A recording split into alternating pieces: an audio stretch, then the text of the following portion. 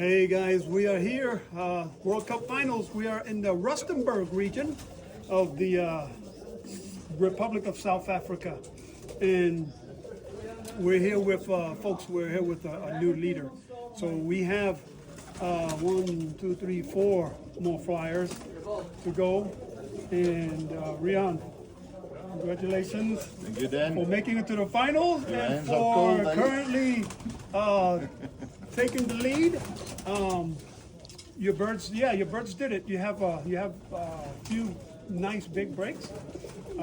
16 bird break, 113, 211. Look at it. Birds are still going up.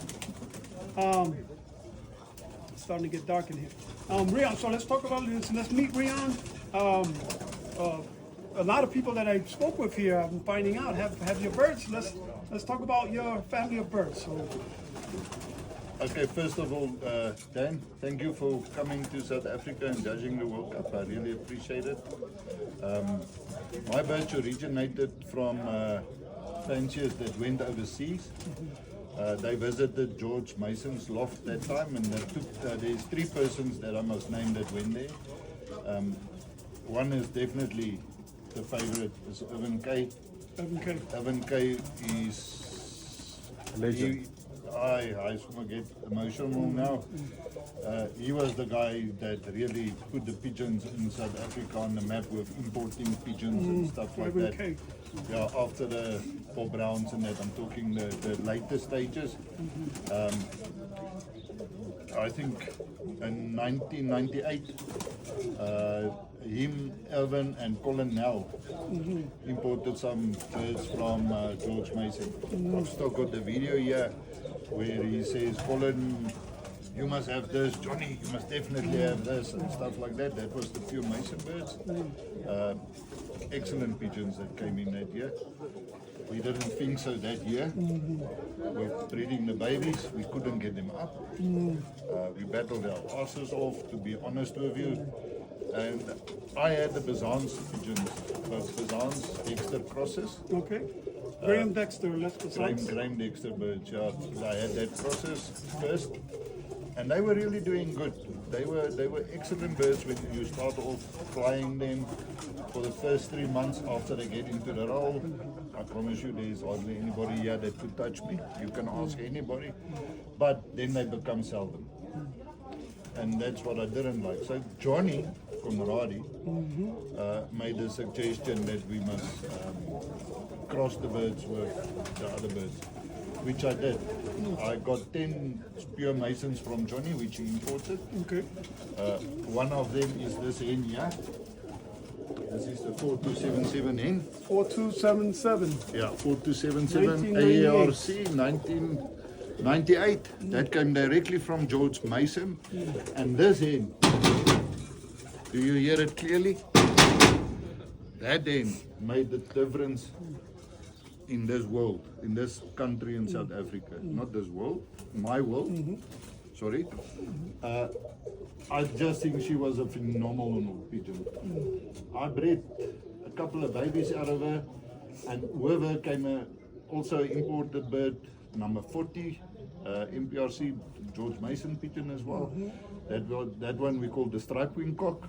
The striped wing cock. Yeah, I had a baby out of him. I never had the fortune of having that bird for myself, but Irvin gave me a baby out of that cock, which I paid to this hen. Irvin. Actually, Johnny paid it to this hen first. Johnny Conradi. Yes, he did it first. So when I got the pigeon, Johnny had a baby that he put in stock already there by him. 108 was his number, it's like ball head, cock. So I thought, okay, it's only one pigeon.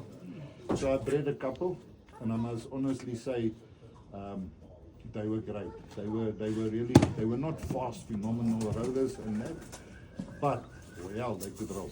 They could roll, they could do the thing. And I think there was one hen, a specific hen that came out of that pair.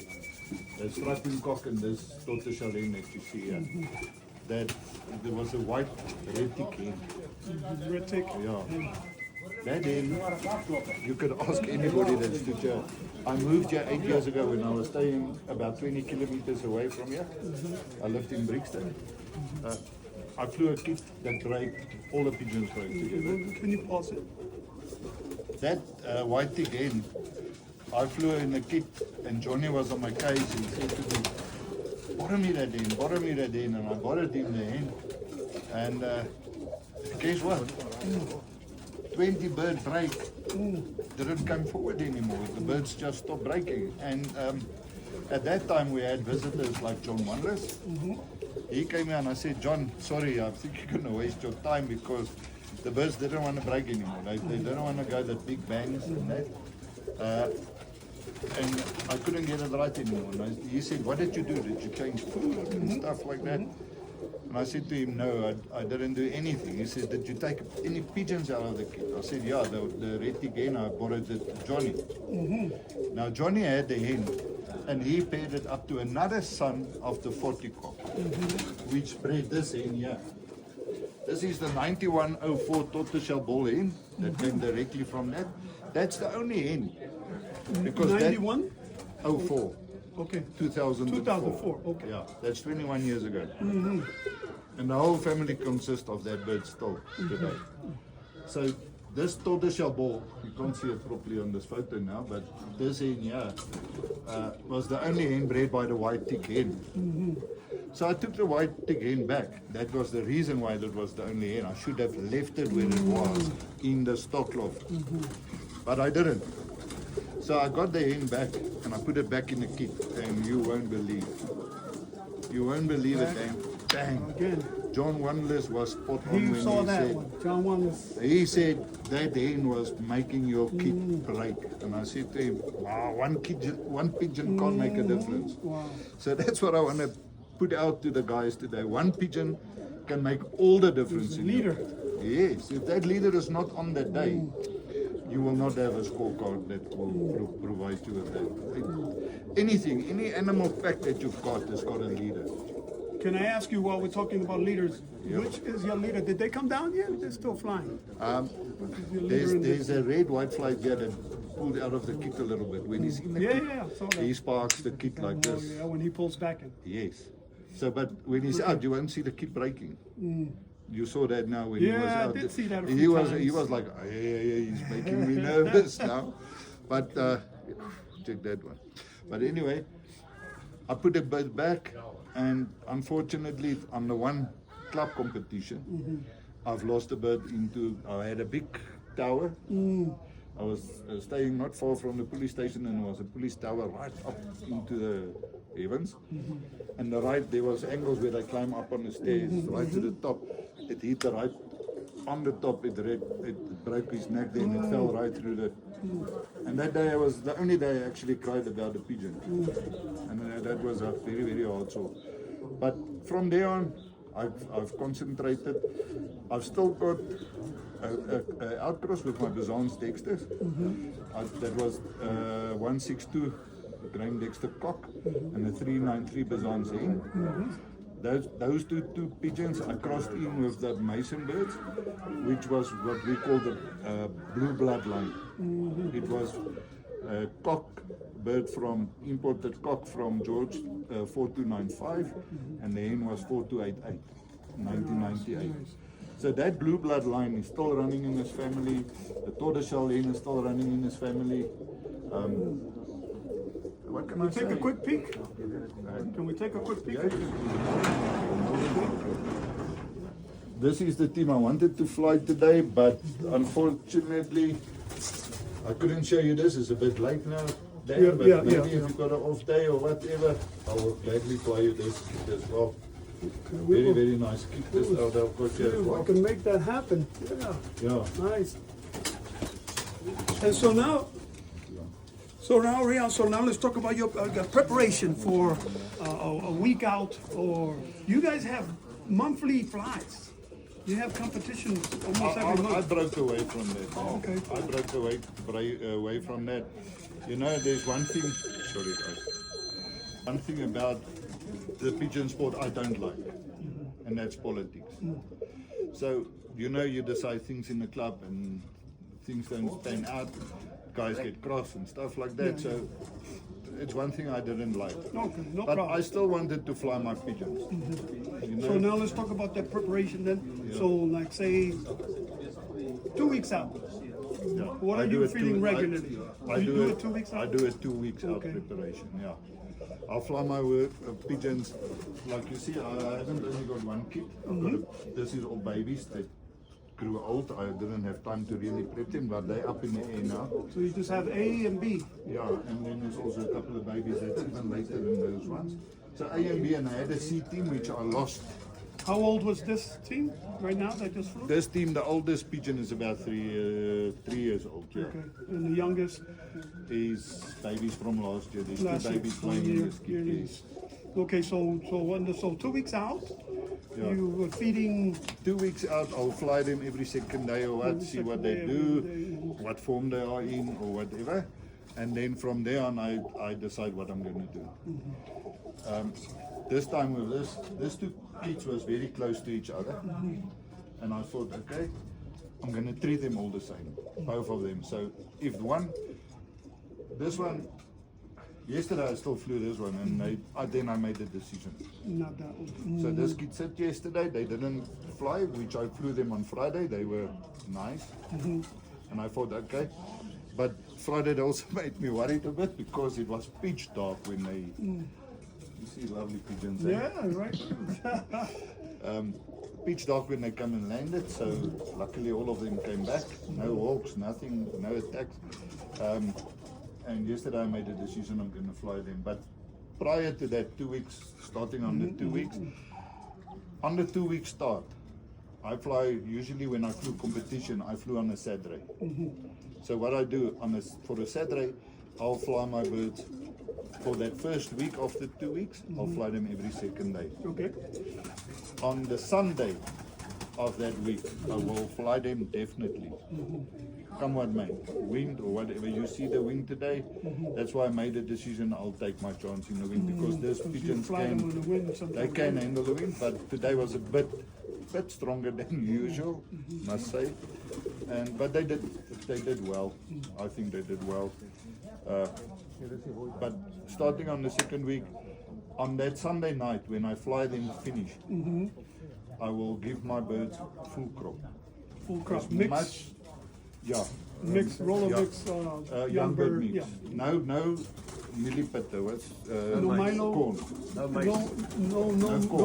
No red corn. No No millipede. Milo. You know? Yeah, Mice. Maize. No corn. Maize. Okay, Maize. no. Yeah. No maize, just normal young bird mix. There's no maize in it. That's your maple pea, safflower, red corn, white corn, Milos. You call them Milos, Milos. yeah, And wheat. And from there on, I will fool them. They will have a full crop. And that's how many days out from, That's on the fly your.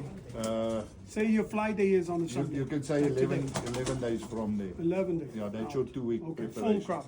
On that Sunday, full crop. Monday, I will not fly the birds because they have a full crop. You will just get mess around pigeons. So on Tuesday, I will sit. So Monday, they don't get any food. No food. No Okay. food at all. Nothing. And they don't fly, so they that don't good, get any food. that good feeling.